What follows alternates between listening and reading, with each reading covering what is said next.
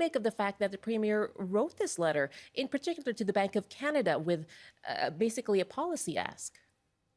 Oh, I think it's ridiculous. I think it's a terrible mistake on his part. I think that he may have believed that it would have been a nice political move to show British Columbians that he is trying to do all he can to represent their interests.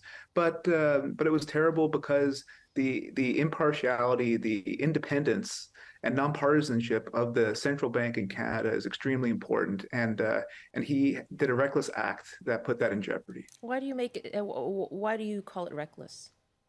It's reckless because we don't want our central bank to respond to politicians at all. It's independent. It's akin to the Supreme Court of Canada. We don't want the Supreme Court of Canada to be responding to what politicians say in letters writing to them based on the decisions that they're going to make.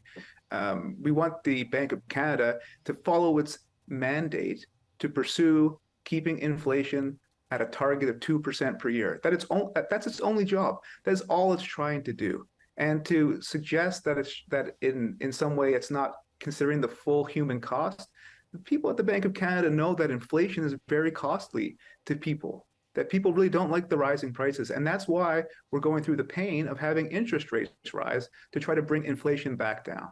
If I write a letter to the Supreme Court of Justice, a Supreme Court justice, asking them to change their decisions to suit my interests, and then I say, I understand you're independent, but I still want you to do something for me.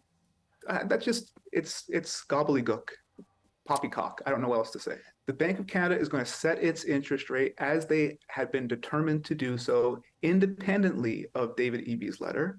I think personally, I believe they're going to hold rates where they are because the data suggests that that's a prudent move at this time.